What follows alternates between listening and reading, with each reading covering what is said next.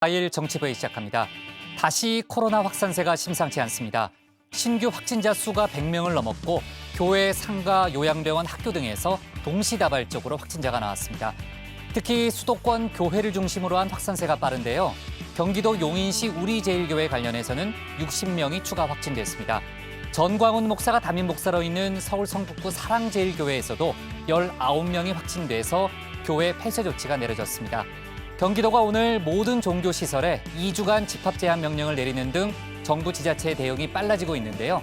정 반장 발제 때 자세히 짚어보겠습니다. 조 반장, 자 지금 이제 코로나 상황 얘기했는데 지금 굉장히 심각해지고 있잖아요. 네, 그렇습니다. 이제 방역 당국에서는 제2차 유행이 올 수도 있다, 대유행이 올 수 있다 걱정을 많이 하던데 내일 광복절 도심 집회는 그럼 어떻게 되는 거예요? 일부 단체가 집회를 취소할 거다 이런 얘기도 들리는데요. 네. 현재까지는 대부분의 집회가 그냥 예정대로 강행될 분위기입니다. 그래요? 그럼 어느 정도 되는 거예요? 서울시와 경찰에 따르면 네. 현재까지 광복절 당일에 네. 집회를 하겠다 신고한 단체가 26곳인데요. 네. 예상되는 참석 인원만 22만 명이라고 합니다. 그렇게나 많아요? 네, 그렇습니다. 네, 지금 이제 서울시와 경찰이 강경 대응하겠다는 입장을 밝혔기 때문에 충돌이 일어날 수도 있겠네요. 네, 그렇습니다. 그렇죠? 네. 자, 그리고요. 그나저나 어제 이제 신반장이 발제했던 내용인데 의과대학 정원을 늘리는 문제에 반발해서 의료계가 오늘 집단 휴진에 들어갔잖아요. 그쪽 상황은 어떻습니까? 오늘 정오 기준인데요. 네. 국내 의원 1만여 곳이 문을 닫았습니다. 그럼 전체의 몇 %예요? 31.3%에 해당하는 편입니다. 네. 아까 제가 영상으로 보니까는 대한의사협회가요. 오후에 여의도에서 골기대회를 열었더라고요. 정부는 오늘도 대화를 하자 이렇게 촉구를 했는데 아직까지는 뭐 서로의 입장이 좀 멀어 보입니다. 내려가서 본격적으로 회의 시작하죠. 네. 갑시다.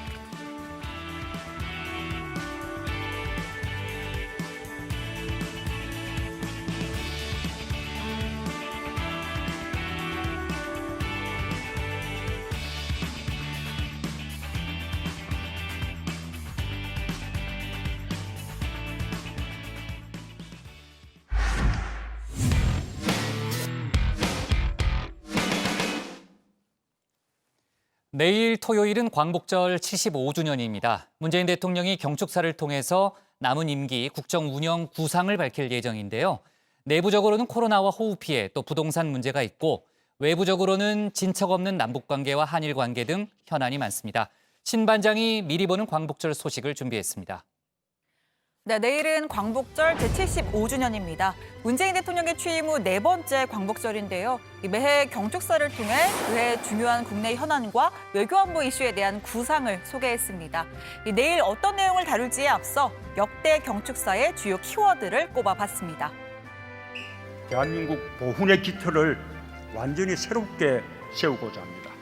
대한민국의 정체성을 분명히 확립하겠습니다.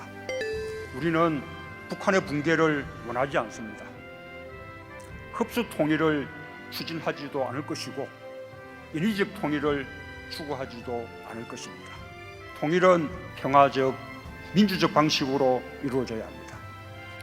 자, 첫 해의 키워드는 보훈과 평화였습니다. 다가올 평창 올림픽을 언급하면서 북한을 향해 대화의 장으로 나올 것을 촉구했습니다. 그 후에 역사적인 남북 정상회담, 또 북미 정상회담이 줄줄이 성사됐죠. 이 3차 남북 정상회담을 한 달여 앞둔 이듬해의 경축사에선 북한을 향한 메시지가 조금 더 구체화됐습니다.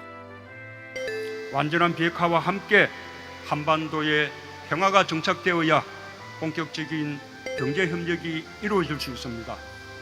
평화 경제 공동체의 꿈을 실현시킬 때 우리 경제는 새롭게 도약할 수 있습니다. 자, 그리고 지난해 이 3번째 경축사엔 특히 대일 메시지가 주를 이루었습니다. 강제징용 판결에 반발한 일본의 기습적인 수출 규제에 맞서 문 대통령은 아무도 흔들 수 없는 나라를 천명했습니다. 이러한 정면 돌파 방침은 이후 범정부적인 대응으로 이어졌습니다. 아무도 흔들 수 없는 나라를 다시 다짐합니다. 부당한 수출 규제에 맞서 우리는 책임 있는 경제 강국을 향한 길을 뚜벅뚜벅 걸어갈 것입니다. 자, 올해는 어떨까요? 이전 이 3번의 상황과 비교했을 때 안팎에서 녹록치 않은 일들이 산적해 있습니다. 일단 바깥을 보면 남북 관계는 교착 상태에 놓여 있고요. 또 일본 수출 규제에 대항해 소재, 부품, 장비 국산화에는 성과를 냈지만 이 대일 관계만 놓고 보면 풀어야 할 숙제가 적지 않습니다. 자, 안에서의 과제는 조금 더 엄중한 모습입니다.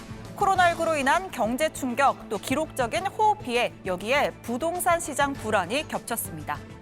자, 한국갤럽이 실시한 여론조사 결과입니다. 문재인 대통령의 국정 지지도는 취임 후 최저치를 기록했습니다. 긍정평가는 전주 대비 5%포인트 떨어진 39%, 부정평가는 7%포인트 오른 53%입니다.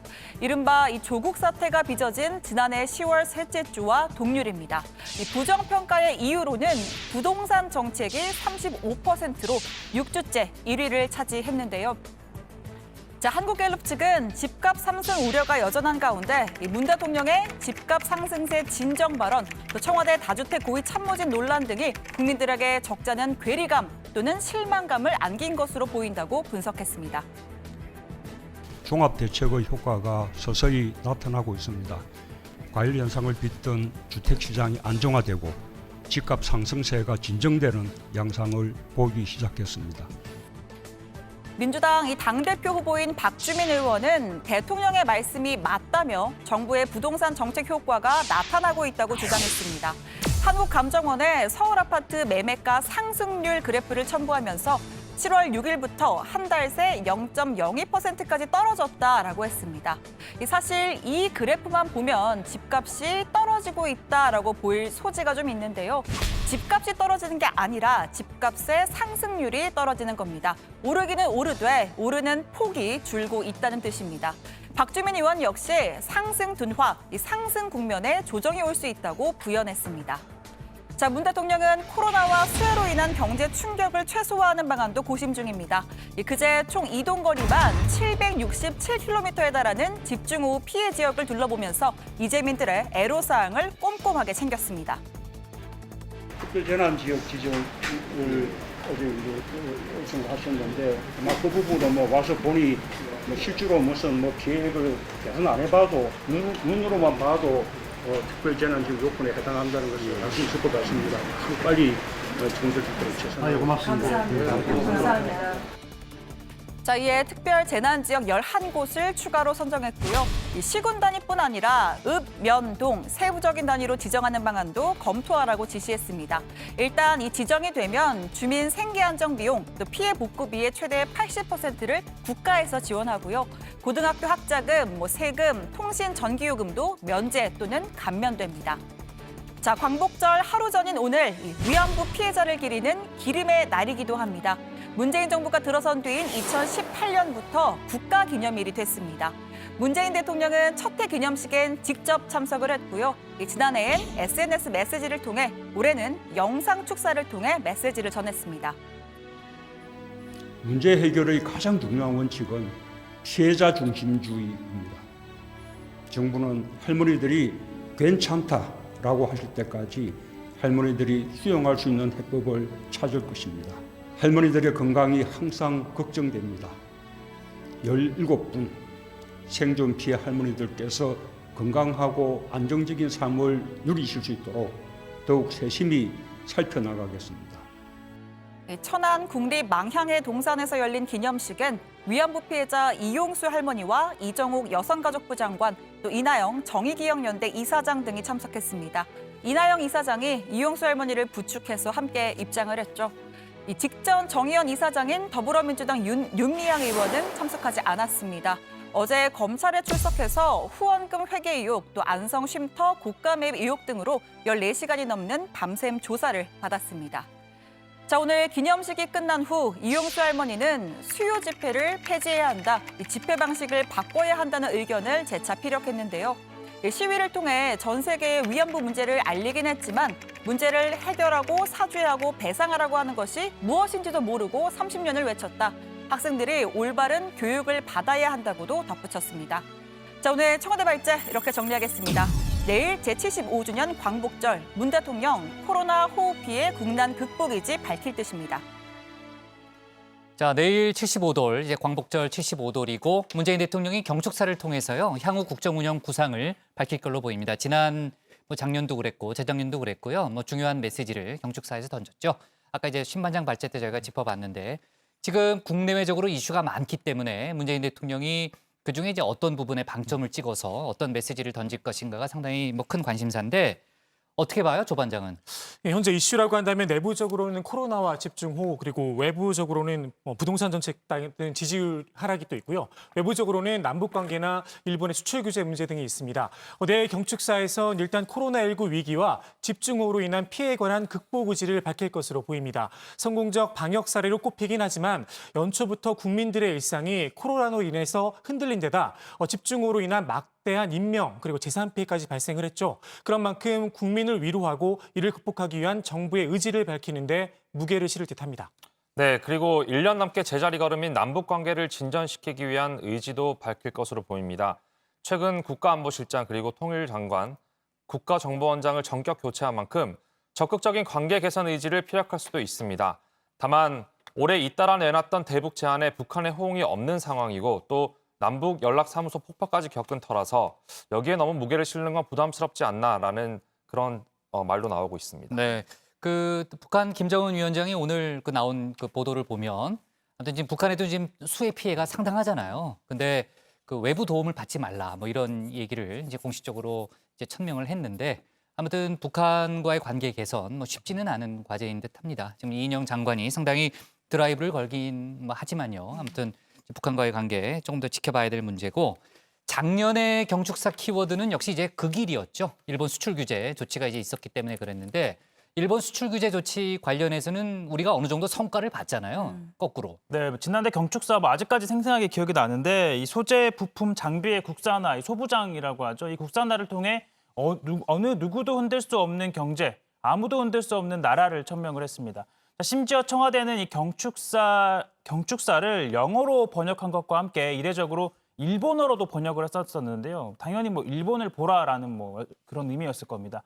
자, 이후 범정부적인 정면 돌파 대응이 이어졌는데요. 올해 역시 일본의 이 수출 규제와 관련한 외교적인 해결을 촉구하는 메시지가 나올 걸로 예상이 됩니다. 지난 1년간 일본은 뭐 사실상 요지부동 아니었습니까? 강제징용 문제 해결이 먼저라면서 수출 규제 조치를 유지를 했잖아요. 네, 계속해서. 그렇습니다.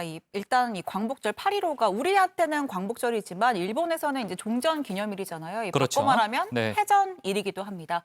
지난해 아베 총리가 이 14명의 전범이 합사된 야스쿠니 신사에 7년 연속 공물을 헌납했습니다. 또 정부의 수도식에 참석해서는 반성과 사죄의 뜻은 밝히지 않은 채 일본이 입었던 피해만을 강조했었습니다. 先の会見では300万余のご命が失われました。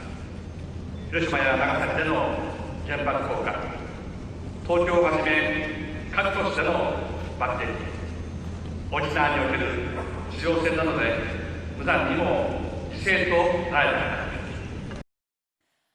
네, 그나마 다행이라고 한다면 이 작년이 나루히토 일왕 즉위 후 첫 번째 종전 기념일이었습니다. 나루히토 일왕은 부친인 아키히토 일왕이 처음 사용한 깊은 반성이라는 용어를 재차 언급했습니다.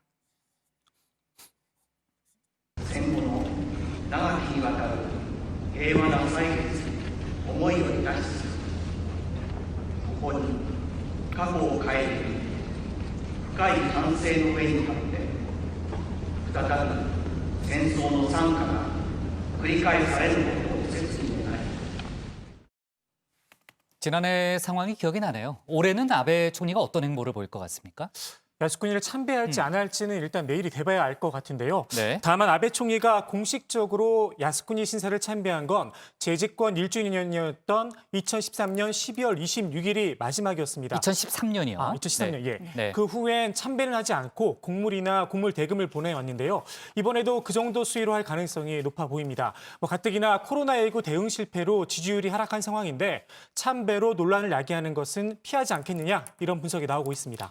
네, 반대로 보수층 결집을 도모하고 또 코로나19에 쏠린 시선을 돌리기 위해서 참배를 강행할 수도 있다는 분석도 나오고 있습니다.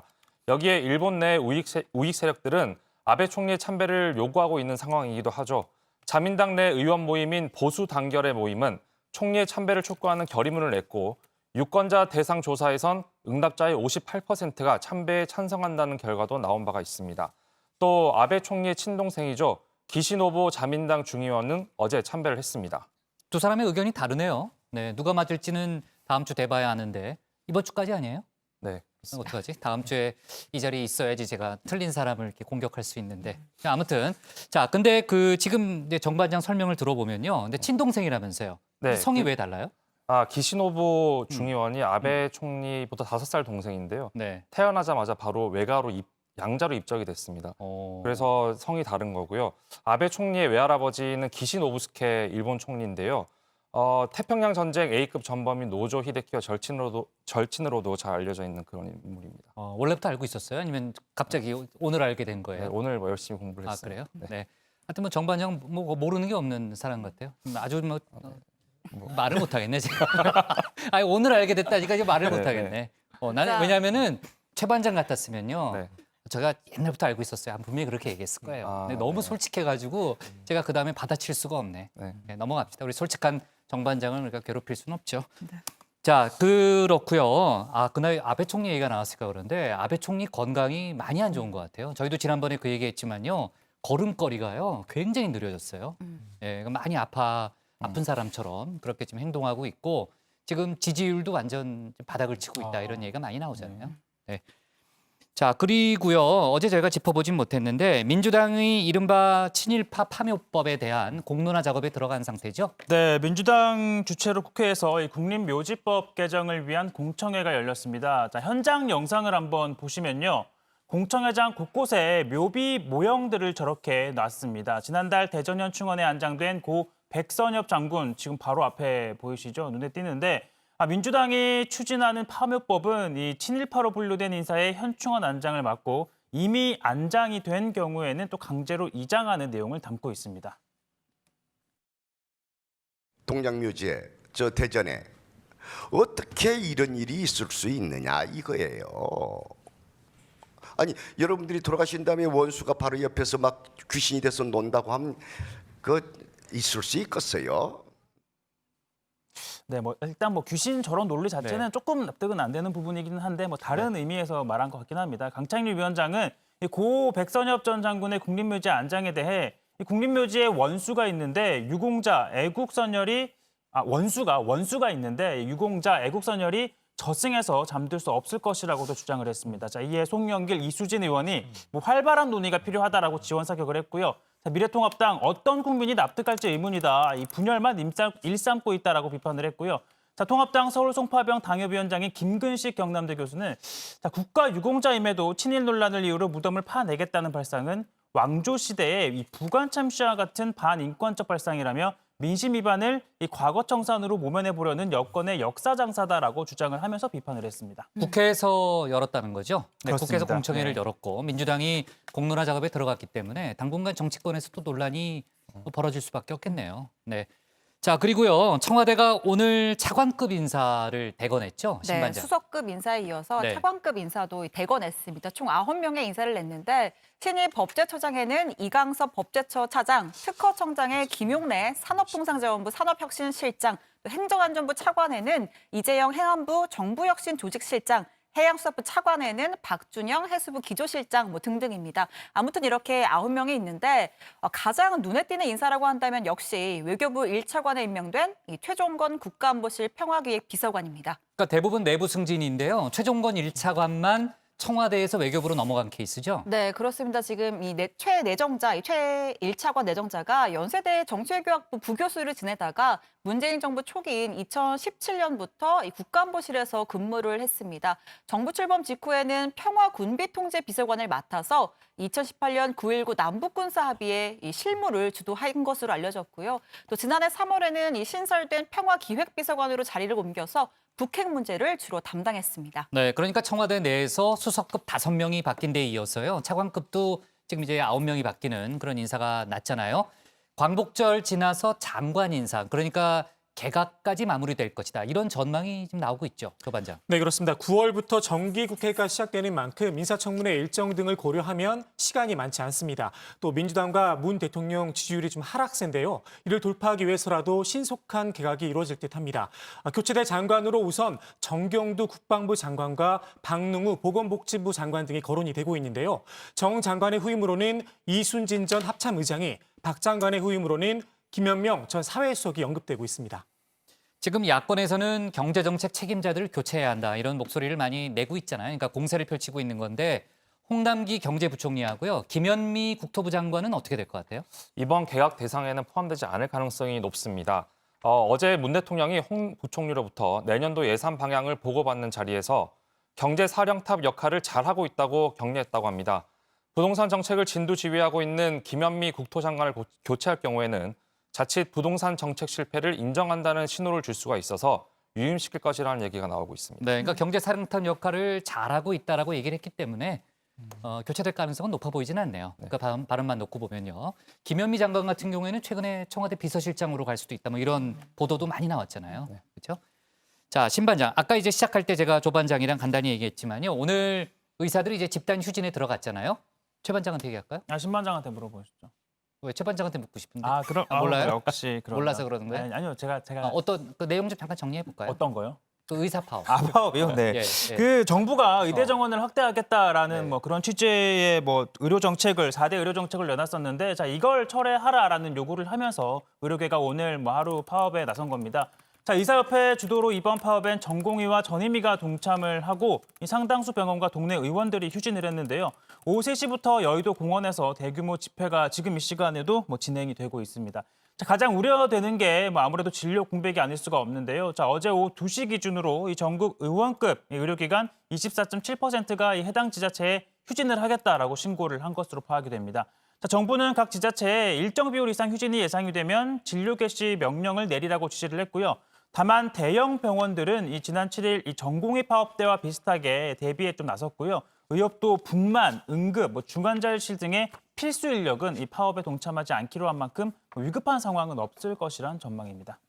그러면은 신 반장, 정부와 의사단체 간의 타협의 여지는 없습니까? 당장은 좀 없어 보입니다. 당장은요? 네, 좀 어려워 네. 보이고요. 이 정부가 어제 대국민 담화에서 다시 의료계 뭐 대화를 하자, 파업은 좀 미루자 이렇게 요청을 했습니다. 다만 의대 정원 확대의 필요성을 재차 강조를 하면서 정부의 기본 방침에는 변화가 없을 것이라는 점도 재확인을 했죠. 정부 정책을 바꿀 수는 없다. 네, 예. 그렇습니다. 반면 또 의료계는 이렇게 뭐 정부와 여당이 발표한 의대 정원 확대, 공공의대 설립 등 4대 의료 정책을 원점에서 재논의하자고 요구를 했는데 정부는 조율할 의사도 없으면서 대화를 하자고 한다, 속임수다 이러면서 좀 반발을 하고 있습니다.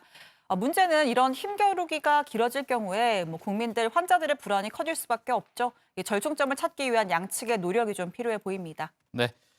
당장은 타협이 어렵다라는 게 이제 신 반장의 분석이고 어쨌든 대화는 해야 되니까요. 저희가 이 이슈가 상당히 중요한 문제잖아요. 국민 건강과 직결된 그런 문제이기 때문에 저희도 관심을 갖고 계속해서 속보를 챙겨보도록 하겠습니다. 자, 오늘 기사는 이렇게 제목을 잡겠습니다. 문 대통령 8.15 기념사에 국난 극복 의지 담을 뜻으로 제목을 잡겠습니다. 다음은 최종혁 반장의 발제를 들어봅니다.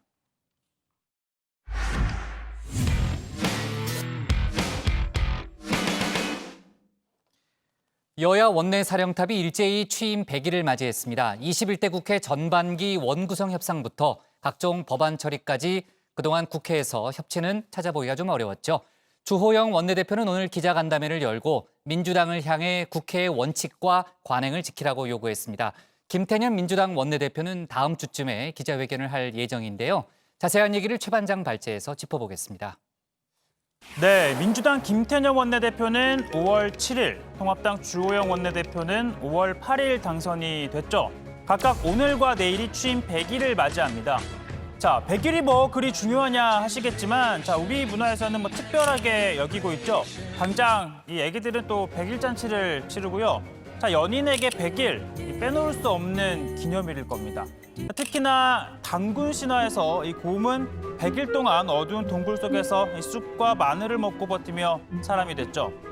자, 김태년 원내대표와 주호영 원내대표 두 사람 어떤 때는 곰이 되었다가 또 어떤 때는 호랑이가 되기도 했는데요. 자, 첫 만남 이렇게 분위기가 좋지 않을 수가 없었습니다. 우선 우리 주호영 원내대표님께서는 매우 논리적이시고 또 유연한 분으로 실제로 그렇게 활동을 해 오셨습니다. 저는 여당의 원내대표로서 좋은 파트너를 만났다 이렇게 생각을 합니다. 우리 존경하는 김태년 대표를 모시고 같이 국회의를 할 수 있게 되어서 참으로 다행스럽게 생각하고 과찬해 주시고 또 환대해 주셔서 감사합니다.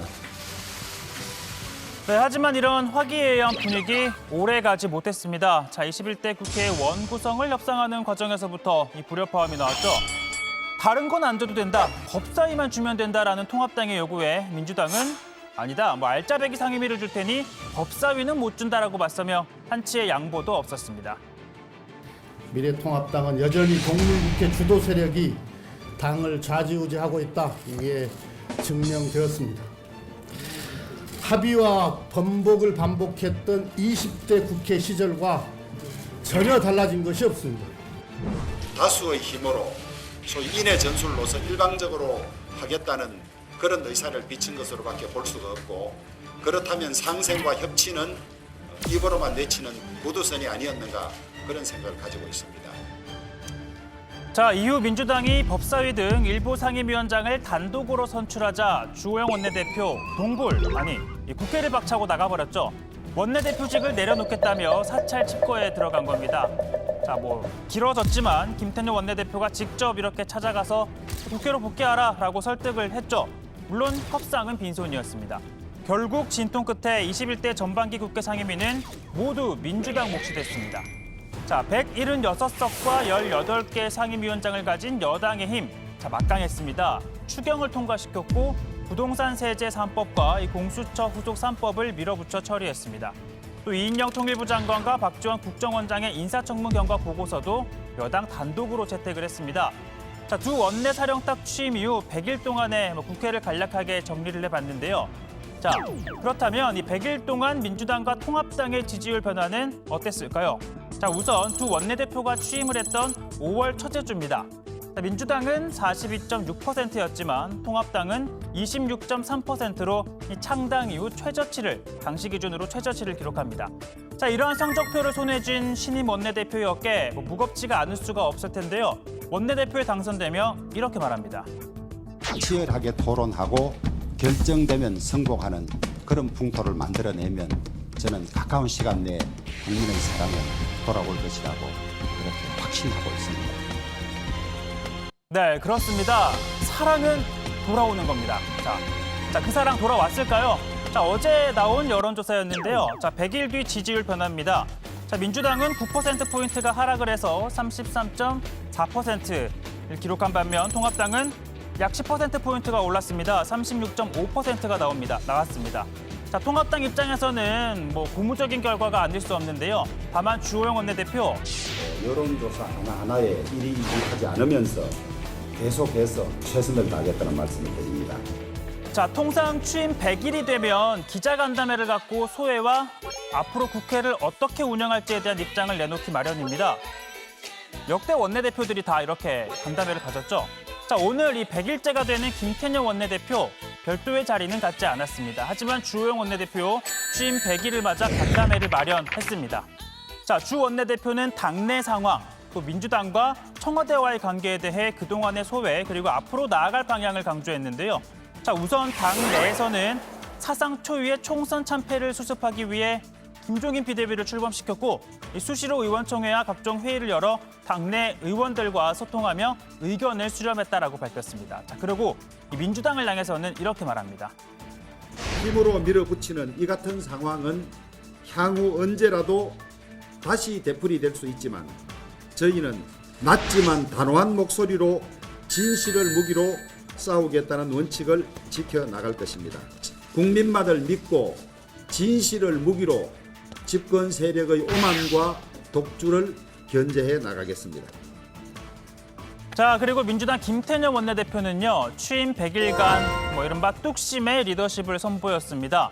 통합당이 상임위원장 11대 7을 거부하자 18석 모두 가져가는 정면 돌파를 택했죠. 자, 통합당의 반발에도 코로나19에 따른 경제 위기에 신속하게 대응하기 위해 역대 최대 규모의 3차 추경을 또 밀어붙였습니다. 7월 국회에서는 각종 법안을 상임위, 법사위, 이 본회의 단계별로 일사천리로 진행하며 소위 또 일하는 국회의 모습을 보여줬습니다. 취임 100일에도 큰 의미를 부여하지 않는 듯 오늘도 각종 현안을 챙기는 데 주력했습니다. 내일은 75주년 광복절입니다. 일본의 부당한 경제 보복에 맞서 광복절을 일본을 추월하는 제2의 기술 독립의 날로 승화하겠습니다. 오늘은 위안부 피해자 기림의 날입니다. 일본이 잘못을 인정하고 피해자들께 진심으로 사죄할 때 미래지향적인 한일 관계가 성립될 수 있습니다. 오늘은 택배 노동자들이 쉬는 택배 없는 날입니다. 일회성 이벤트로 끝나지 않도록 택배 노동자들의 쉴 권리를 제도적으로 뒷받침하는 방안을 강구하겠습니다. 네, 오늘 발제 이렇게 정리해 보겠습니다. 취임 100일 맞은 김태년, 주호영. 주호영, 지지율 역전, 국민 보고 걸어갈 것입니다. 네. 자, 여야 원내대표가 이제 오늘 내일 일제히 취임 100일을 맞는 거죠. 그러니까 주호영 원내대표는 원래 어제 100일 기자간담회를 하려고 했다가 저희가 이제 어제 집중 발제 때 네. 그 정치부에서도 얘기했지만은 수해 현장에 봉사활동을 나가는 바람에 오늘로 이제 기자간담회를 연기를 했고요. 그리고 이제 김태년 원내대표 같은 경우는 다음 주쯤 할 것이다라는 그런 얘기는 있습니다. 지금 통합당 입장에서는 이제 여론조사 어제 결과 나온 이후에 다소 좀 고무된 그런 분위기인데 주호영 원내대표는 일희일비하지는 않겠다 이런 입장을 밝히고 있네요. 네, 그렇습니다. 주호영 원내대표는요. 국민만 바라보며 한 발 한 발 걸어가고 있는 미래통합당에게 국민들께서 다시 마음을 주고 계신 것이라고 생각한다 이렇게 밝혔습니다. 그러면서 무거운 책임감을 느끼고 또 역할과 책임에 최선을 다해 가도록 할 것이라고 밝혔습니다. 자신에게 주어진 소명, 그러니까 주호영 원내대표에게 주어진 소명은 통합당을 수권 정당으로 다시 만드는 것이라고 강조를 하면서 내년 재보선에서 승리를 하겠다는 목표를 내세웠습니다. 여당이 협치에 나서지 않는 한 여야 관계 균형성 회복은 여전히 요원하지만은 저희들은 무기력과 패배주의에 낙담하지 않고 책임 있는 수권 정당으로서의 면모를 갖추기 위해서 뼈를 깎는 노력을 계속 기울여 나가겠습니다. 대선 전초전이 될 내년도 서울시장, 부산시장 재보궐선거를 비롯해서 앞으로의 전국 상황에 큰 변수가 될 정치 일정들이 많이 예정되고 있습니다. 그 길에 우리 미래통합당이 국민들로부터 신뢰를 다시 받아서 승리하는 기반을 닦고 기틀을 만들어 나가는 원내대표로서의 최선을 다할 것을 말씀드립니다. 네, 주호영 원내대표는요. 취임 후 가장 힘들었던 일로 민주당과의 원구성 협상을 꼽았는데 176석 거대 여당이 힘과 포갑으로 야당을 짓눌렀다고 이렇게 주장을 하면서 지금이라도 합의에 의한 국회 운영이라는 원칙과 관행으로 여당이 다시 돌아오길 바란다 이렇게 밝혔습니다. 문재인 대통령을 향해서는 협치의 의미를 되물으면서 진정한 협치, 국민과 야당과의 소통을 늘려주길 바란다고 요구를 했습니다. 대통령과 집권 여당이 다수의 힘만 믿고 일방 독주하는 것도 민의가 아니라고 생각합니다. 그것은 민의에 대한 분명한 왜곡이자 역사에 대한 반동이라고 아니할 수 없습니다. 다수의 힘에 의해서 대화와 타협에 기반하는 의회주의는 파괴되고 민주주의는 상실되고 있습니다. 이것이 분명 대통령께서 말씀하시는 협치는 아니라고 저희는 믿어 의심치 않습니다. 진정한 협치, 국민과 야당과의 소통을 늘려주시기 바랍니다. 네, 주호영 원내대표의 오늘 기자간담회 내용을 좀 소개해봤고요. 민주당 김태년 원내대표 같은 경우에는 오늘이 딱 100일째 되는 날이잖아요, 조반장. 그럼 뭐 별도의 입장을 낸 게 전혀 없어요? 네, 그렇습니다. 김태년 원내대표는 오늘 당 최고위원회에 참석을 했지만 취임 100일과 관련한 별도의 메시지는 없었습니다. 다음 주에 100일 간담회를 열 예정이라고 합니다. 대신 오늘 최고위에선 각종 현안에 대한 발언을 내놨는데요. 내일 광복절을 기념하고 또 일본의 수출 규제 조치에 관련해서 그 길을 넘어서서 우리나라를 소비, 부품, 장비 강국으로 만들기 위한 전략에 집중하겠다 이렇게 밝혔습니다. 또 오늘이 위안부 기림의 날이라는 점을 강조하면서 일본이 위안부 피해자에 대한 책임과 강제동원 피해자에 대한 개인 청구 권리를 하루속히 인정하기 바란다 이렇게 목소리를 높였습니다. 일본 정부가 지금처럼 계속 역사를 부정하고 책임을 회피한다면 한일 관계는 미래로 나아갈 수 없을 것입니다. 전범기업 미쯔비시 또한 지금이라도 우리 대법원의 판결을 수용해서 강제동원 피해자들께 진심으로 사죄하고 배상에 나서야 합니다. 아울러 오늘 집단 휴진에 나선 의료계를 향해선 휴진을 철회할 것을 요구했는데요. 보건당국이나 의료단체가 가장 우선해야 할 건 국민의 생명과 안전이라면서 민주당과 정부는 의료인들이 느끼는 현실적 고충에 대해서 함께 고민하고 대화할 준비가 되어 있다며 대화에 응할 것을 요구했습니다. 다음 주에 간담회가 예정돼 있다고 하니까요. 그때 저희가 또 정치부에서 자세히 다뤄보도록 하고요. 아무튼 김태년 원내대표의 경우에는 100일 동안 각종 입법을 추진하면서 소기의 결과를 냈다. 그러니까 성과를 보였다. 이렇게 평가를 할 수 있는 거죠. 네, 김태년 원내대표의 취임 일성이 일하는 국회를 만들겠다라는 거였죠. 그렇죠. 그런 일성을 내걸었던 만큼 176석 거대 여상을 거침없이 읽으면서 가시적인 성과를 이끌어냈다라는 평가도 있습니다. 6월 임시국회에서는 통합당이 원구성 파행에 반발해 본회의에 불참했지만 3차 추경 속도감 있게 밀어붙였고요. 7월 임시국회에서는 임대차 3법 등 이 부동산 관련 법안과 공수처 후속 법안들을 상임위, 법사위, 본회의 단계별로 일사천리로 통과를 시켰습니다. 물론 야당 입장에서는 이걸 여당의 입법 독주다 이런 비판을 하고 있고, 특히나 이 최근에 지지율 역전 현상이 좀 보이면서 다소 부담을 떠안게 된 만큼 이번 8월 국회부터는 대야 관계를 어떻게 설정할 것인지에 대한 과제에 또 직면했다, 이런 평가도 있습니다. 네, 그러니까 이제 20대 국회에서 야당이 발목을 많이 잡았다라는 게 민주당의 인식이고요. 그래서 지금 전반적으로 이제 속도전을 펼치고 있는데 8월 국회부터는 조금 속도 조절을 할지 아니면은 7월 국회처럼 이제 성과를 내기 위해서 드라이브를 계속해서 걸지, 이게 이제 관심사잖아요. 지금 최 반장, 8월 국회에는 어떤 현안들이 남아 있습니까? 아무래도 가장 큰 쟁점은 공수처 출범일 텐데요. 여당은 속도를 낼 걸로 보입니다. 자, 이미 이해찬 대표가 통합당을 향해 18일까지 며칠 남지 않았는데요. 자, 18일까지 공수처장 추천위원 선임을 하라고 최후 통첩을 날렸습니다. 그렇지 않으면 민주당은 다른 대책을 펼치겠다라는 뜻을 밝혔는데요. 하지만 통합당은 공수처가 이 삼권 분립 원칙에 반하고 이 국민의 기본권과 검찰의 수사권을 침해해 위헌 소지가 있다. 이 헌법 소원 심판을 청구해 놨잖아요. 그만큼 그에 대한 결과가 나올 때까지는 기다려야 한다라는 입장입니다. 자, 민주당은 이미 7월 15일이죠. 공수처 출범 시한도 지난 만큼 법을 개정해서라도 출범시키겠다는 뜻을 내비치고 있기 때문에 이 부분에 대해서는 여야 충돌은 불가피해 보입니다. 네, 아울러 미래통합당은 8월 결산 국회를 충실히 하겠다고 밝혔는데요. 통상 의례적으로 넘어가는 결산 작업을 세밀하게 진행을 해서 정부 재정 정책의 문제점과 실패를 부각시키겠다는 뜻으로 보입니다. 아울러 정부 여당은 당장 추진할 필요가 없다고 했던 4차 추경도 적극적으로 요구할 것으로 보입니다. 김종인 비대위원장은 오늘 가락시장을 찾은 자리에서 빠른 시일 내에 4차 추경을 추진하겠다고 밝혔습니다. 김 위원장은 시장에서 이렇게 수박 맛을 보기도 하고요. 또 수박을 직접 들어보기도 하면서 상인들의 애로사항을 들었습니다. 직접 과일을 구매하기도 했는데 같이 한번 보시겠습니다. 얼마인가요? 오늘 아침 장면이죠. 네.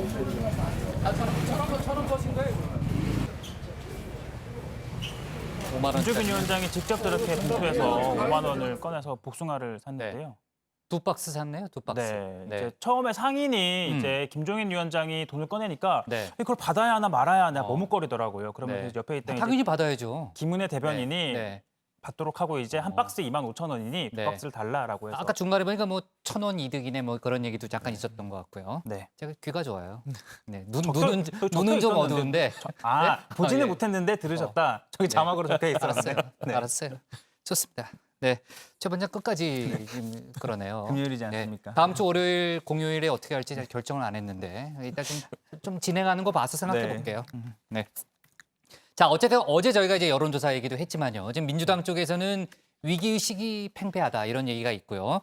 지금 이해찬 대표가요, 오늘 민주당 대표가 오늘 당내 지지율, 그러니까 당의 지지율 하락에 대한 입장을 밝힌 게 있죠. 네, 그렇습니다. 당 대변인이 이해찬 대표가 오늘 비공개 최고위원회에서 한 발언을 직접 전했는데요. 한번 들어보시죠. 이 문제를 굉장히 엄중히 받아들여야 한다. 그리고 국민들께서 높은 지지를 주시는 것만큼에 해당하는 그에 맞는 책임을 요구하시는 거고 그에 맞는 관심을 받고 있는 것이기 때문에 그 국민들의 기대에 부응하기 위해서 더 엄정하게 대응하고 챙겨야 한다라고 발언하셨습니다. 서른 최고위원도 라디오 인터뷰를 통해서 통합당이 민주당을 앞섰다는 건 충격적이라면서 민심이 변화하는 것을 겸허하게 받아들이지만 새 지도부와 함께 수혜도 잘 정리하고 경제 살리기를 제대로 하면 다시 국민 지지를 받을 것이다, 이렇게 말하기도 했습니다. 네, 그러니까 이제 민주당 쪽에서는 이제 충격으로 받아들이는 그런 기류는 많고 다만 일시적인 현상일 것이다, 또 이렇게 분석하는 그런 목소리들도 많이 있더라고요. 이해찬 대표가 오늘 그런 발언도 했던데요. 최근 부산시 의회에서 민주당 소속 시의원의 성추행 의혹 사건이 있었잖아요. 그 부분을 얘기하면서 유감을 표명했죠. 네, 그렇습니다. 이해찬 대표가 이 당의 문화와 기강을 바로잡는 것이 중요하다면서 이 당 사무처를 향해 각 시도의 지침을 엄하게 줘서 교육과 윤리기강을 확립하는 실천적인 활동을 조속히 시행하도록 지시하라라고 했습니다. 자, 민주당의 이 젠더폭력 대책특별위원장인 남인순 최고위원도 젠더폭력 근절을 위한 근본 대책을 수립하고 집행하려는 상황에서 이렇게 또다시 부산 시의회에서 강제추행이 발생했다. 정말 죄송하다는 말조차 드리기 죄송한 상황이라면서 사과를 했습니다.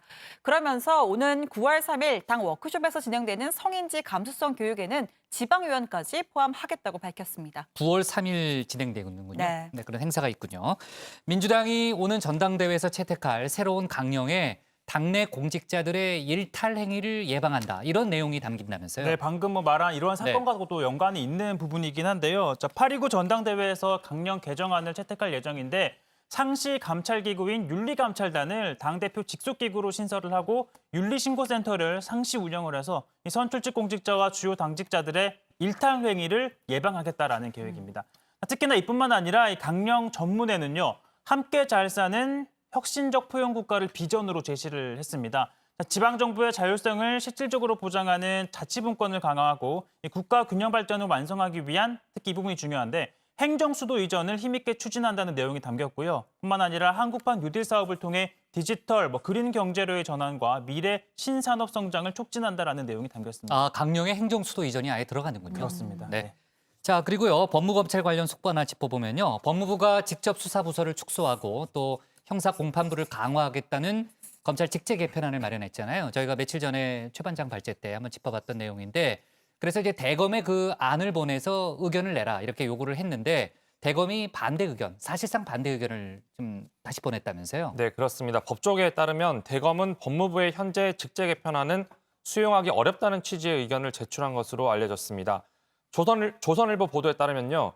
검찰의 주요 직제를 개편하는 과정에서 대검과 충분한 사전 논의가 이뤄지지 않았고 또 일선청의 수사 여건 등 현재 상황을 제대로 반영하지 않았다는 취지로 사실상 법무부 안을 수용할 수 없다는 입장이 반영됐다고 합니다.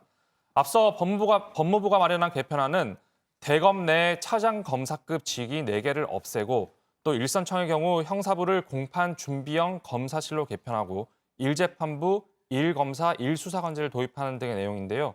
일부 검사들은 검찰 내부망에 아무런 연구나 철학적 고민이 없다거나 조잡한 보고서로 전국 검사들의 시간을 낭비하게 했다는 비판을 하기도 했습니다. 네, 이런 가운데 추미애 법무부 장관의 탄핵을 요구하는 내용의 국민청원이 청와대 공식 답변 기준인 20만 명 이상의 동의를 받았습니다.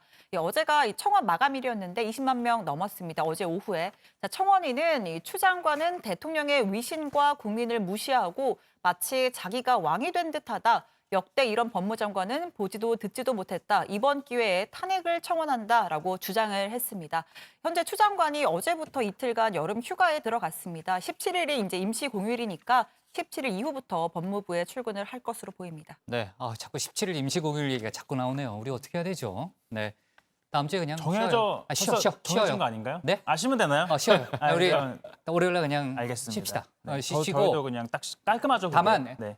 뭐 깔끔한 아무튼 깔끔한 건 모르겠는데 하여튼 쉬고 화요일에 우리가 새로운 왜 웃고 있어요? 네, 저는 출근해야 됩니다. 이건 그쪽 문제고. 네. 야, 우리는 할 때 쉬는 걸로 네네. 합시다. 자, 오늘 기사는요. 이렇게 정리할게요. 취임 100일 김태년 주호영 8월 국회 협치할까로 제목을 잡겠습니다. 다음은 조익신 반장의 발제를 들어보겠습니다.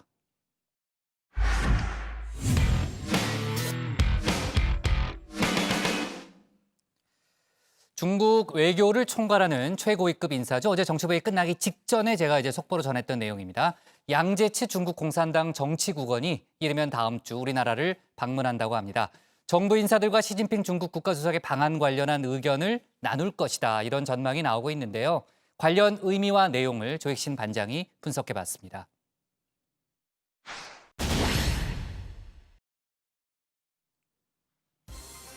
양제츠 중국 공산당 정치국원이 이르면 다음 주 우리나라를 방문한다고 합니다. 양제츠 정치국원은 중국 외교를 총괄하는 최고위급 인사인데요. 우리나라로 치면 청와대 안보실장 격입니다. 지난 6월 하와이에서 폼페이오 미 국무장관의 맞상대로 담판에 나섰던 인물이기도 합니다. 이런 인물이 방한을 한다는데 외교부는 일단 말을 아꼈습니다. 양제츠 중국 공산당 외교 담당 정치국원이 이르면 다음 주 한국을 방문할 것으로 알려졌다고 보도가 나오는데 이에 대한 사실 확인 부탁드립니다. 예, 확인해드릴 사항이 없습니다. 관련된 질문인데요. 저희 측에서 혹시 요청한 것이 있나요? 예, 같은 말을 반복하게 돼서 죄송하게 생각합니다만 확인해드릴 사항이 없습니다. 기자들이 집요하게 물었지만 대답은 참 한결같습니다. 외교부가 이렇게 조심하는 이유, 방한 시기가 미묘하기 때문입니다. 미국과 중국 간의 신냉전, 아마 한 번쯤 들어보셨을 겁니다. 미국과 중국이 정치, 경제, 군사 분야에서 치열한 패권 경쟁을 벌이고 있는데요. 지난 일요일이었죠. 앨릭스 에이자 미국 보건장관이 대만을 공식 방문했습니다. 1979년 미국이 중국과의 관계를 위해서 대만과 단교를 한 이후 최고위급 인사가 대만을 찾은 겁니다. 차이잉원 대만 총통도 만났습니다. And I look forward to using this visit to convey our admiration for Taiwan and to learn about how our shared democratic values have driven success in health. 지난 12일엔 리덩우이 전 총통의 부양소를 찾아서 저렇게 참배를 하기도 했는데요. 리덩우이는 대표적인 대만 독립론자입니다. 하나의 중국을 표방하는 중국 정부의 영린을 제대로 건드린 겁니다. 我们再次正告美方，中方坚决反对美台以任何借口搞官方往来，在涉及中方核心利益的问题上，美国一些人切勿心存幻想和侥幸，玩火者必自焚。 하필 이 시기에 들려온 양제츠의 방한 소식. 우리나라는 미국의 동맹국이기도 하죠. 장군, 멍군이란 관용구가 떠오르기도 합니다. 아무래도 양제츠가 빈손으로 우리나라를 찾진 않을 듯 싶습니다. 양제츠가 들고 올 선물, 시진핑 주석의 방한이란 분석이 나옵니다. 시 주석의 방한, 우리나라 입장에선 일단 환영할 만한 일입니다.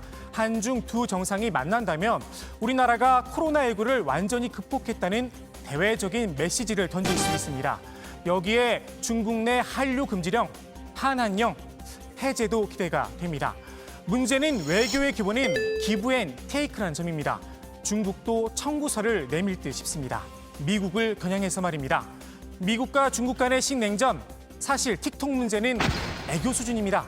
남중국해에선 양국의 군사적 충돌 우려까지 나오고 있습니다. 一是违背多年来不选边站队的承诺，公然介入南海的领土主权争议；二是不断加大和炫耀在南海的军事存在。 Last note on China. On Monday, for the first time, we made our policy on the South China Sea crystal clear. It's not China's maritime empire. 양국 사이의 여론전도 치열한데요. 중국은 최근 코로나19 백신을 앞세워서 필리핀의 지지를 얻어내기도 했습니다. So what can we do? We have to go to war. And I cannot afford it. And I'm willing to admit it. 우리나라에도 남중국해에 대한 외교적 입장을 명확히 해달라 요구할 걸로 보입니다. 여기에 보안법 시행으로 국제사회의 지탄을 받았죠. 홍콩 문제도 주요 이슈가 될 전망입니다. 중국은 지난해 항중 정상회담 때 이런 발표를 했었습니다. 문재인 대통령이 홍콩과 신장 위구르 문제는 중국 내정 문제라는 데 동의했다라고 말입니다. 한미 미사일 지침 개정도 중국에겐 민감한 문제입니다.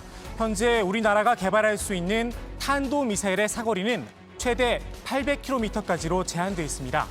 최근 청와대는 이 사거리 제한을 폐지하겠다는 뜻을 밝혔는데요. 머지않아 때가 되면 해결될 것이라면서 이미 미국과 공감대가 형성됐다는 점을 암시했습니다. 그런데 사거리가 풀리면 당장 중국 베이징도 사정권에 들어오게 됩니다. 우리나라, 다시 말씀드리지만 미국의 동맹국입니다. 중국 입장에선 턱 밑에 칼날을 두게 되는 셈입니다. 때문에 이 역시 논의 테이블에 오를 것으로 보입니다. 미국과 중국 사이에서 국영 외교를 강조해온 문재인 대통령.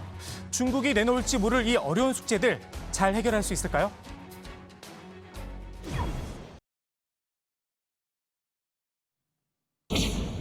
(28년) 만에 휴가. 택배 노동자들이 오늘 하루 꿀맛 같은 휴가를 즐겼습니다. 관련 업체들이 지정한 택배 없는 날 덕분입니다. 그동안 택배 기사들에게 휴가는 언감생심이었습니다. 회사와 계약 때문에 일을 쉬려면 대체 기사를 구해야만 했습니다. 저희가 주변에 있는 저희 동료들이 도와주거나 아니면 그런 동료들이 도와주지 못할 때는 용차라고 불리는 대체 배송 기사를 저희가 구해서 추가 배송비를 더 주고 그 물량을 대체 배송시켰습니다. 사실 엄밀히 말하면 오늘은 택배 없는 날이 아니라 택배 미루는 날입니다. 배달해야 할 물량은 그대로 남아있는 탓입니다. 그래도 기사들은 하루 휴식이 감사하기만 합니다. 일단 저희가 쉬게 되면 그 지연되는 배송 물량으로 인해서 저희 휴가 갔다 온 이후에 그 적재된 물량이 저희들한테 배송하기 때문에 많아져서 지연되는 건 사실입니다. 하지만 그동안에 이번 코로나19 사태로 인해서 그 많은 택배 기사들이 피로가 누적되어 있는 상태였거든요. 이번에 휴가로 인해서 좀 재충전을 하고 와서 고객님들한테 그 지연된 물량을 빨리 배송해 드리도록 노력하겠습니다. 네, 감사합니다. 알겠습니다. 코로나19 여파로 택배 물량이 크게 늘어나면서 택배 노동자들은 과중한 업무에 시달려야 했습니다. 지난달 뉴스룸에서 전해드렸던 소식인데요. 과로로 쓰러지는 기사들도 있었습니다. 조금이라도 이상하다 싶으면 바로 병원 가고. 요번에 코로나19 많이 있었는데 그때 병원에 왔을 텐데 그때부터 일도 많이 바빠지고 병원에도 뭐 가기도 그렇고 해가지고. 올해 상반기 과로사로 산재가 인정된 사례만 7명이었습니다. 올해 상반기에만 9명의 노동자가 목숨을 잃었고 그중 7명은 과로사였습니다.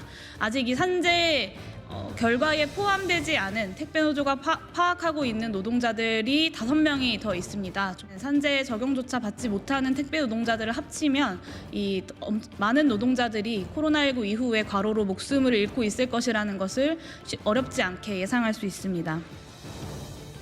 오늘 하루 휴식이 있기까지 수많은 사람들의 희생이 있었던 겁니다. 저희가 바라는 거는 택배 기사분들이 일할 수 있게 편하게 이미 돌아가셨지만 지금 일하고 계신 분들을 위해서 좀 많이 바뀌었으면 좋겠습니다. 지금 한 달에 한 명씩 노동자분들이 사망을 하고 있는 상황이에요. 이분들 아파도 병원 갈 시간이 없고 대신 일해줄 사람이 없고. 시민들도 택배 노동자들의 휴식을 응원했습니다. 늦어도 괜찮아. 챌린지도 이어지고 있습니다. 택배 기사들은 제대로 된 휴식 시간을 보장받기 위해선 심야나 주말 배송을 없애야 한다고 목소리를 높이고 있습니다. 하루 휴식도 중요하지만 정부와 업계의 근본적인 대책 마련이 필요해 보입니다. 오늘 제가 준비한 소식은 여기까지입니다. 국회 발제 이렇게 정리합니다. 양재츠 곧 방한. 시진핑 청구서 들고 오나? 네, 오늘은 택배 없는 날이고 정말 28년 만에 쉬는 날이지 않습니까? 근데 아까 이제 중간에 조 반장이 택배를 미루는 날이다 또 이런 얘기를 하는 대목이 참 가슴이 아프네요. 네, 앞으로 이제 또 배달해야 될 물량은 지금 쌓여 있는 거니까요. 아무튼 그렇다 하더라도 오늘 같은 날이 만들어진 것은 상당히 의미가 크다고 봅니다. 매년 하는 거죠, 매년. 매년 하는 걸로. 네, 매년 하는 걸로 예. 제가 그렇게 들었고요. 자, 양재츠 정치국원 방한 관련한 얘기를 좀 해볼게요. 최 반장.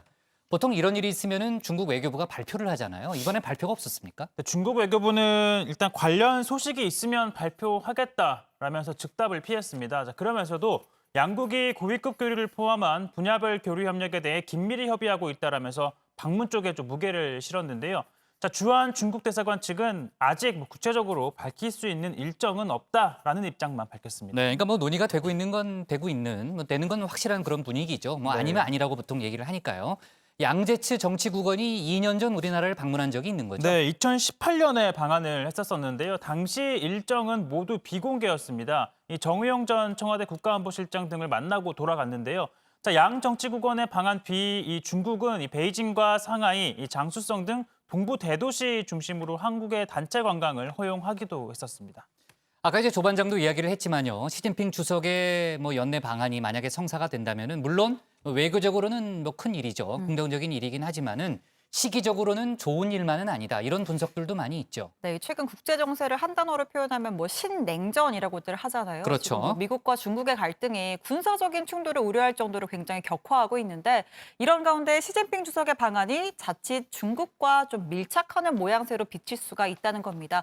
더욱이 현재 방한 시점으로 11월설이 유력하게 거론되고 있는데 미국 대선이 11월에 있죠. 11월 3일에 있죠. 네, 그렇습니다. 이 미국 대선이 가까워질수록 또 중국 이슈가 커질 텐데 미국 정치권에서 뭐 우리나라의 태도를 가지고 뭐 좀 구설을 만들 수 있다는 겁니다.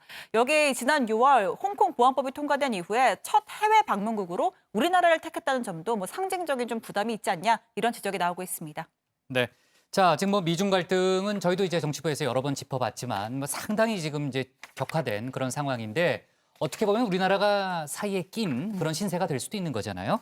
지금 외교부의 전략이나 입장이 있습니까? 일단 뭐 외교부도 고민이 좀 커 보입니다. 외교부 네. 관계자한테 좀 물어보니까 이 사안별로 국익에 부합하는 결정을 내린다는 기본적인 방향에는 변함이 없다라면서도 미국과 중국 모두 중요한 파트너이기 때문에 입장을 좀 고민할 수밖에 없는 문제다라고 밝혔습니다. 네, 그러니까 케이스 바이 케이스 판단을 해야 될 문제들도 있다. 뭐 이런 취지인데, 자 시진핑 주석이 만약 방한을 한다면요, 정 반장, 네. 일단 남북 관계 개선에는 긍정적인 신호가 될 수 있다. 이런 해석들은 많죠. 네, 그렇습니다. 시 주석의 방안은 경색된 남북 관계에는 도움이 될 수 있다는 전망이 지배적입니다. 중국 정부가 북한에 어느 정도 영향력을 행사하고 있는 걸로 알려져 있는데요.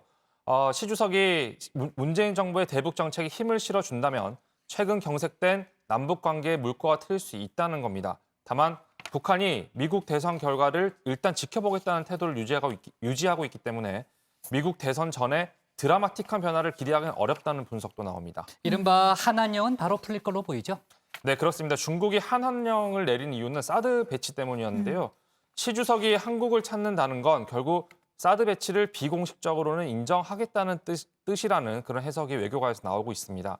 때문에 시 주석의 방안이 이뤄지면 한한령도 자연스럽게 풀릴 거라는 전망이 많습니다. 네, 그렇게 되면 이제 코로나 사태로 어려움을 겪고 있는 국내 기업들 입장에서는 또 일정 부분 숨통을 틀 수 있는 그런 계기가 되겠네요. 자, 다른 이야기로 넘어가 보겠습니다. 경찰이 이른바 N번방 성착취물을 소지하고 있는 계정을 무더기로 찾았다. 이런 보도가 있었죠. 네, 그렇습니다. 경찰이 N번방 등에 올라온 성착취물을 해외 서버에서 내려받은 사람들의 계정을 다량 확보해 수사에 착수를 했습니다. 각각 문영욱과 박사 조지분을 수사하던 도중에 발견했다고 하는데요. N번방 회원이 아닌 사람들도 포함된 것으로 알려졌습니다.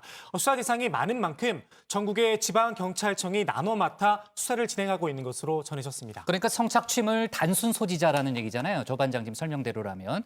지금 법이 바뀌어가지고요. 처벌이 가능한 상태죠. 네, 그렇습니다. 지난 5월 모든 종류의 불법 성착취물을 소지하고 시청하기만 해도 처벌할 수 있도록 법이 바뀌었습니다. 3년 이하의 징역 또는 3천만 원 이하의 벌금형을 받게 되는데요. 경찰 관계자는 법이 개정된 만큼 적극적으로 수사해 성착취물 소지 범죄에 엄정하게 대응하겠다 이렇게 밝혔습니다. 이른바 박사라고 불리죠. 조주빈에게 개인정보를 넘긴 전 공익근무요원이 오늘 실형을 선고받았죠, 최 반장. 네, 공익근무요원이라는 신분을 이용해서 불법으로 조회한 204명의 개인정보를 박사 조주빈에게 넘긴 최모 씨가 1심에서 실형을 선고받았습니다. 자, 중앙지법은 최 씨에게 개인정보보호법 위반 등의 혐의로 징역 2년을 선고했는데요. 재판부는 최 씨가 불법적인 목적임을 충분히 짐작하면서도 조주빈 등에게 개인정보를 무단 유출했다며 수사 과정 이후에 또 법정 태도와 범행을 따질 때 과연 진지하게 반성하는지 의문이라고 지적을 했습니다. 자, 조주빈은 최 씨에게서 넘겨받은 개인정보를 악용을 해서 피해자 17명을 협박하고 사기 등의 범행을 저질렀습니다. 오늘 서울중앙지법에서요. 조국 전 법무장관의 5차 공판이 있었는데 조 전 장관이 법원 청사에 들어가면서요. 검찰을 강하게 비판하더라고요. 네, 조 전 장관이 유재수 전 부산시 경제부시장과 관련한 청와대 감찰 무마 의혹 재판을 받기 위해 법원에 출석을 했습니다. 조 전 장관은 검찰은 다른 국가기관에만 쇠몽둥이를 휘두른다라고 비판을 했는데요. 앞선 공판에서 검찰이 목적을 가지고 수사하지 않았다라고 주장했는데 검찰은 자신을 권력형 비리범으로 묻고 다른 민정수석실 구성원들은 공범으로 엮으려는 목적으로 수사하지 않았느냐라고 주장을 한 겁니다. 자, 그러면서 감찰 대상자가 감찰을 불응해 감찰을 종료하고 사표를 받도록 조치한 것이 형사범죄라면 강제수사권과 감찰권이 있는 검찰에 묻고 싶다라면서 검사 개인 비리에 감찰 조사를 진행하지 않고 사표를 받은 사례는 무엇인가 이렇게 반문하기도 했습니다. 검찰이 다른 국가기관에 불문곡직 쇠몽둥이를 휘두르고 내부 비리에는 솜방망이조차 들지 않는다라고 날을 세웠습니다. 밖에는 쇠몽둥이, 검찰 내부는 솜방망이. 방망이, 네. 그렇게 얘기했군요. 네. 왜 쳐다봐요? 네? 반장. 저를 국장을 쳐다보고 봐야지, 있어요. 그럼 누굴 보죠? 네. 자, 좋아요. 혜연 신반장을 볼까요? 아니요. 저도 얘기 좀 하고 있고요. 조 반장. 자, 어제도 이제 재판이 하나 있었고요. 그러니까 이른바 조국 전 장관 딸의 허위 스펙 의혹 관련해서요. 검찰이 이제 공소장 변경을 어제 했잖아요. 조 전 장관이 그 부분에 대해서도 오늘 입장을 밝힌 게 있죠. 네, 그렇습니다. 앞서 검찰은 허위 스펙 의혹과 관련해 정경심 동양대 교수를 기소를 하면서 정경심 교수가 딸 조 씨에게 허위 내용이 기재된 확인서를 건네주고 고교 생활기록부에 기재되도록 했다면서 공소사실을 구성을 했습니다. 그런데 이번에 검찰이 공소장을 변경을 했는데요. 조 전 장관이 한인섭 서울대 공익인권법센터장의 동의를 받지 않고 인턴 활동 증명서를 위조했다. 이렇게 바꾼 겁니다. 그러니까 위조의 실행자가 조 전 장관이라는 겁니다. 이에 대해서 조 전 장관은 저를 무단으로 문서를 위조한 사람으로 만든 이 변경된 공소사실을 단호히 부인한다. 이렇게 반박을 했습니다. 네, 좋습니다. 오늘 국회 발제는 이렇게 정리할게요. 양재츠 곧 방한 시진핑 청구서 들고 오나로 제목을 잡겠습니다. 다음은 정종문 반장의 발제를 들어보겠습니다.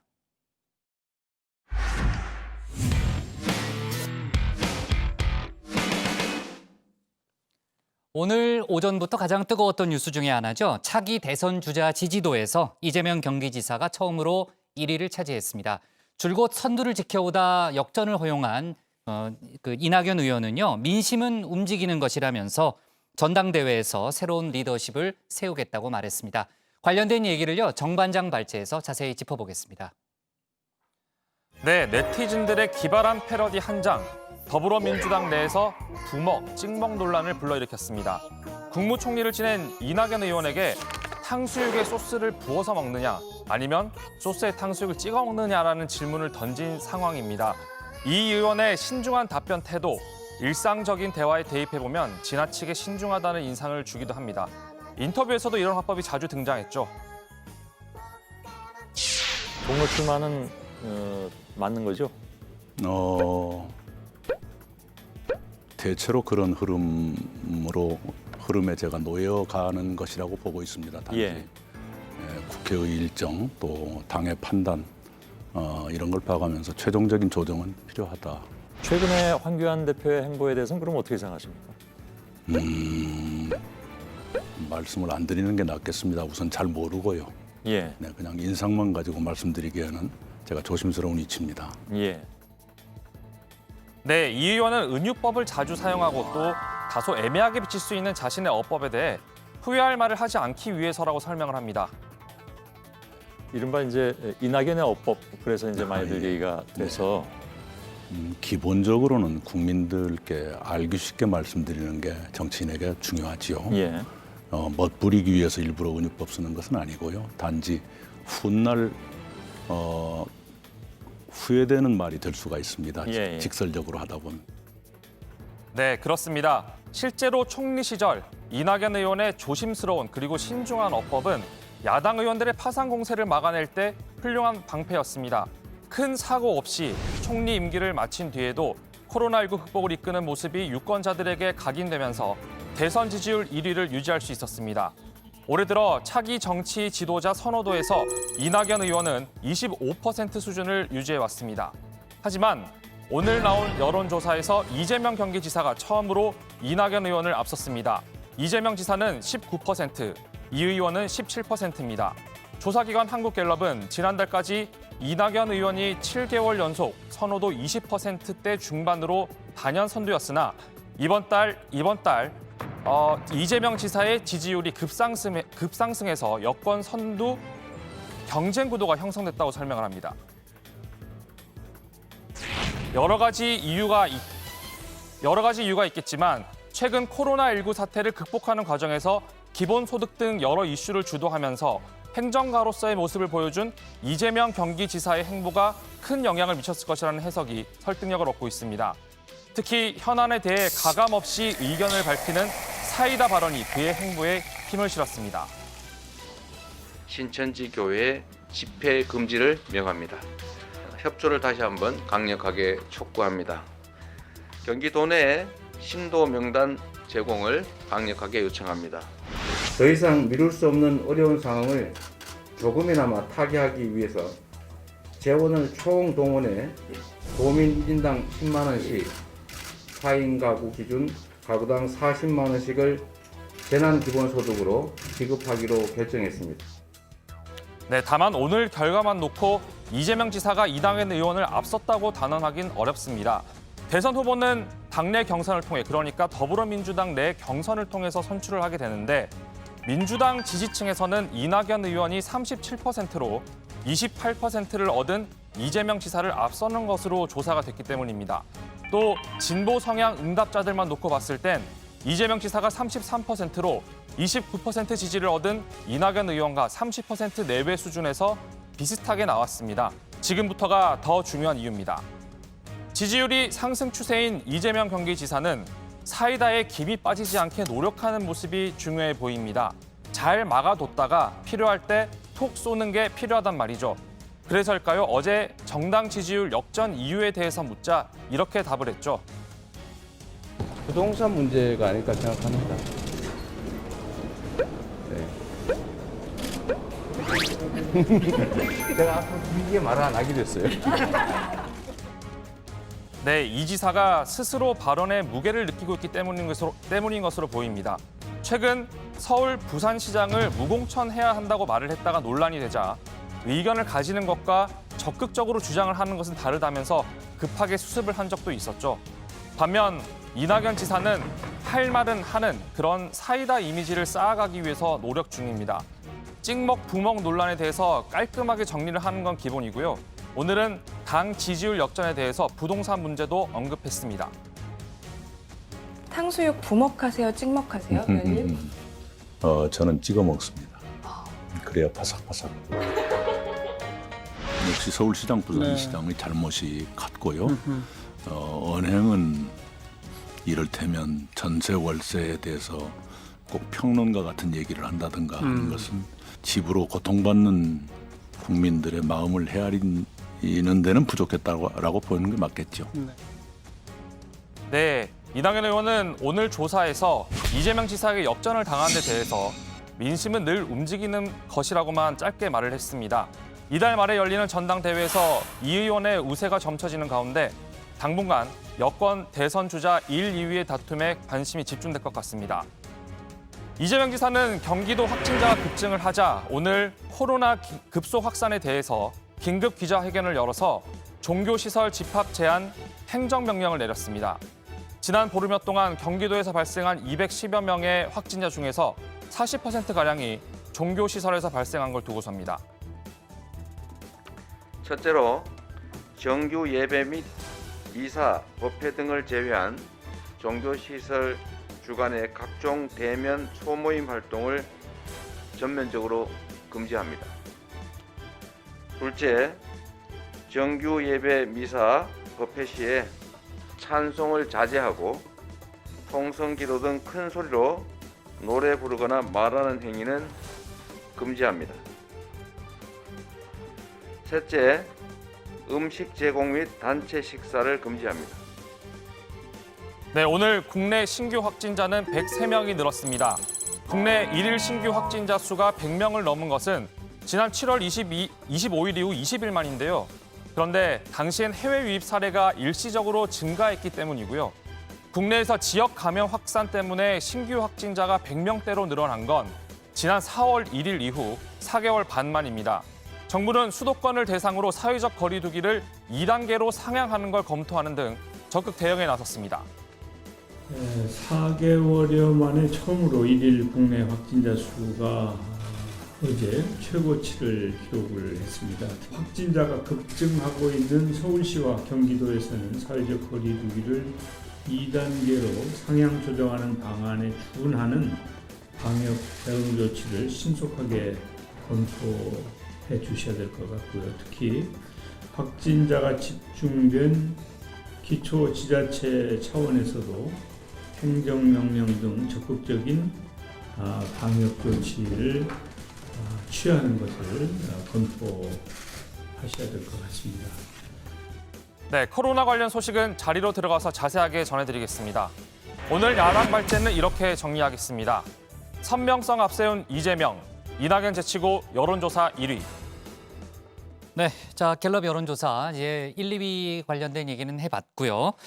신반장, 그러면은 그 밑으로는 어떻게 되는 거예요? 3위부터는 어떻게 되는 거예요? 네, 일단 오늘 갤럽 이 대선 주자 지지도에서 3위를 차지한 건 윤석열 검찰총장입니다. 이번에도요? 네, 네. 응답자의 9%가 지지를 했고요. 추미애 검찰총장과 좀 갈등을 빚고 있는 이 윤 총장, 지난 3일 신임검사 신고식에서는 민주주의의 허울을 쓰고 있는 독재와 전체주의를 배격해야 한다, 이렇게 이례적으로 강하게 해석될 수 있는 발언을 쏟아내기도 했습니다. 자, 그 이후에 여권의 십자 포화 대상이 되기도 했는데 오늘 오전 이낙연 의원도 이런 윤 총장을 아주 강하게 성토했습니다. 직분의 경계를 좀 넘나드는 일이었다. 간간히 나오는 발언을 보면 발언들. 네. 직분에 충실한 사람의 발언이라고 보기는 어려운 경우도 있었지 않습니까? 야권의 대선 후보 이런 얘기까지 막 나오고 여론조사에서도 막 나오고 그러니까 네. 어떻게 생각하세요? 그거야 본인의 선택이죠. 네. 선택인데 어떤 선택을 하시건 본인의 자유이지만 그러나 그 자리에 계신다면 직분에 충실하는 것이 도리다 이렇게 생각합니다. 하지만 이런 여권의 견제가 오히려 윤 총장의 체급을 키워준 것 아니냐 이런 분석도 나옵니다. 실제로 올해 초 1%대였던 윤 총장의 지지율은 이번 조사에서 9%까지 오르며 두 자릿수를 목전에 두고 있습니다. 정당 소속이 아닌 윤 총장이 지금까지 조사에서 최고 지지율을 찍으며 3위를 차지한 반면 야권 대선 주자들의 지지율은 희미합니다. 4위인 안철수 국민의당 대표는 3%, 무소속 홍준표 의원은 2%로 5위를 차지했습니다.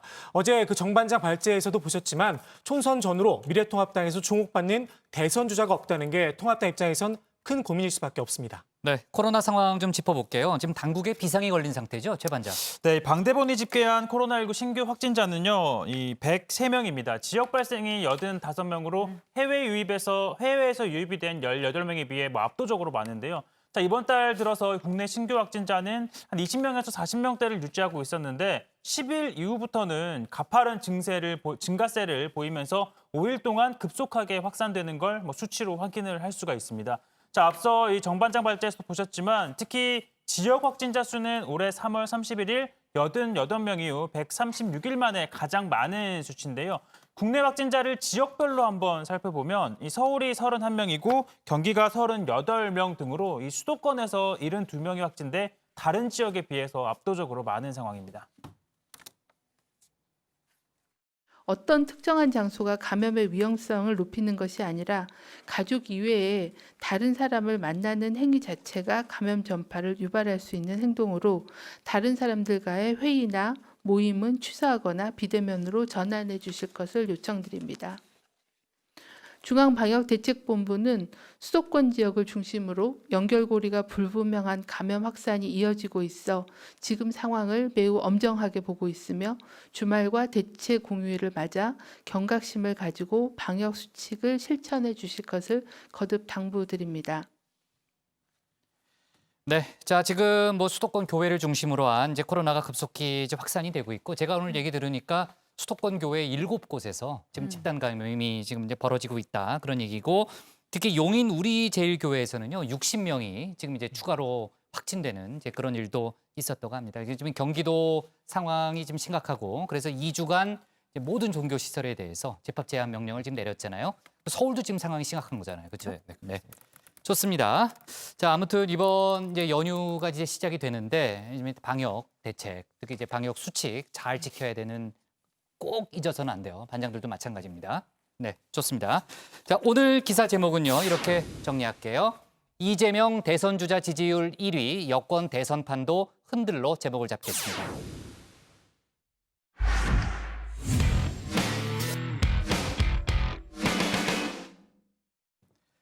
오늘 저희가 고른 한 컷은 다시 장맛비, 중부지방 강한비 예상 긴장으로 잡았습니다. 소강 상태를 보이던 장맛비가 다시 시작됐습니다. 오늘 저녁부터 내일 낮 사이에 중부지방을 중심으로 해서 많게는 300mm 이상 강한 비가 내릴 걸로 보이는데요. 이미 물난리를 겪어본 터라 또 닥칠 폭우에 긴장감이 맴돌고 있습니다. 그래도 이번 주말을 끝으로 길고 지독했던 여름 장마는 물러난다고 하죠. 무려 54일이라는 역대 최장기간 장마 기록을 남기고 마침표를 찍게 되는 건데요. 그간 많은 비가 내려서 집안이 약해져 있는 만큼 끝까지 긴장의 고삐를 늦춰선 안 되겠습니다. 가정의 식구들께서도요, 마지막까지 기상정보 잘 챙겨서 안전한 주말 휴일 보내시길 바랍니다. 오늘 정치부에는 여기까지고요. 저희는 다음 주 월요일은 쉬도록 하겠습니다. 다음 주 화요일에 다시 찾아뵙겠습니다. 네, 다음 주 화요일에 만납시다. 저희 정말 쉬는 건가요? 정반장은 월요일에 근무한다고 하니까요. 네, 우리가 신경 쓰지 말고 우리는 또 힘내세요. 방역 수칙은 잘